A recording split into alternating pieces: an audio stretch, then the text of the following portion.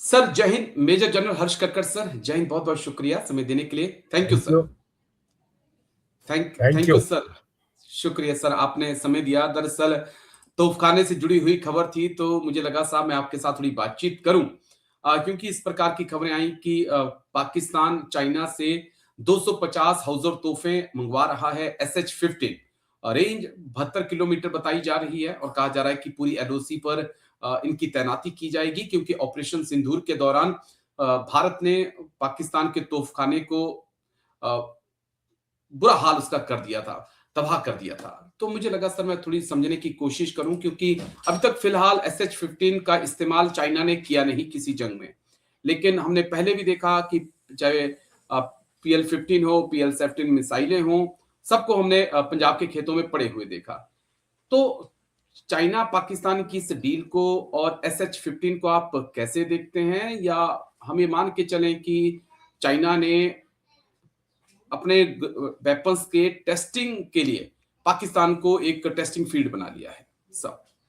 देखो, दो बात है। 250 गन है, जी 18 गन एक रेजिमेंट में। ठीक बिल्कुल है। सर। तो तकरीबन 12-13 रेजिमेंट, क्योंकि 20-30-40 गन वो रिजर्व में होगी डैमेजेस लड़ाई के दौरान की। जी तो अगर आप 12-13 रेजिमेंट देख रहे हो, पूरा बॉर्डर देख रहे हो, और इनको रेजिमेंट को अलग से डिप्लॉय करने से कोई खास वैल्यू नहीं है, तो वो इकट्ठे तकरीबन ब्रिगेड ब्रिगेड डिप्लॉय। सारे एलओसी पे आना भी मुश्किल है, क्योंकि अभी जो उनका युद्ध अफगानिस्तान के साथ भी चल रहा है, तो कुछ उधर जाए। जी ले लो 10 रेजिमेंट, 11 रेजिमेंट, 12 रेजिमेंट। पहली बात, 72 किलोमीटर रेंज किसी गन का नहीं है नॉर्मल ओके एमिनेशन के साथ। इसके लिए आपको कुछ स्पेसिफिक एमिनेशन चाहिए, जैसे हीर हो या बेस ब्लीड हो या कुछ हो। वो तकरीबन हर राउंड मिलियंस ऑफ डॉलर्स के अंदर कॉस्ट आता है, काफी कॉस्टली। क्या परसेंटेज है? होगा 5%। ओके और वो आप बहुत स्पेसिफिक इस्तेमाल करोगे। नॉर्मल रेंज अगर आप देखो 155 का 40 किलोमीटर के आसपास है। जी ठीक है, ये दो बातें क्लियर हो गई। तीसरा, क्या इसकी एक्यूरेसी है, क्या इसका इफेक्टिवनेस है? जैसे आपने बोला, कोई चाइना से रिपोर्ट नहीं है, कोई स्टडी रिपोर्ट्स नहीं है, कुछ क्लैरिटी। हमारे लिए इसका मतलब क्या? हमारा आर्टिलरी मॉडर्नाइजेशन थोड़ा स्लो चल। ओके हम लोगों का ज्यादा डिपेंडेंस है डीआरडीओ के, जो धनुष चल रहा है, जो वो मैन्युफैक्चर कर रहे हैं, बहुत पीछे चल।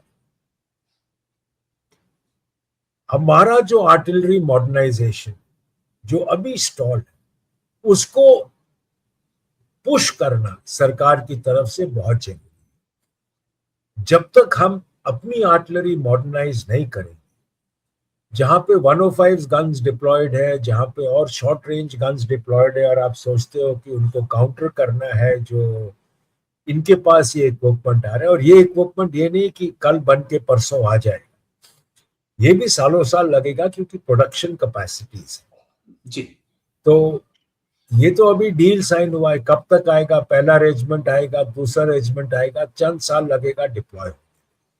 तो हमारे पास टाइम है कि हम अपना मॉडर्नाइजेशन को पिकअप करें, और ये सरकार के लिए बहुत जरूरी है कि इसके ऊपर जोर। ओके ठीक है, ये है इसका असेसमेंट का। ठीक सर। एक दो पॉइंट और कि हमारे पास चलिए पिनाका रॉकेट्स हैं, हमारे पास धनुष है, हमारे पास बोफोर्स हैं, दूसरी गन भी हैं। लेकिन क्या इस प्रकार की ट्रक माउंटेड गन इस वक्त को इंडियन आर्मी में है या ट्रायल में चल रही है? क्योंकि कल्याणी की हो मुझे गया। याद आ रही है, कुछ तस्वीरें हमने नहीं, देखी थी। कल्याणी इस पे कल्याणी काम की कर नहीं रहा है, था। मुझे कंपनी का नाम याद नहीं है, पर ये गन्स का ट्रायल टेस्टिंग हो चुका है, कुछ ऑर्डर हो गई है।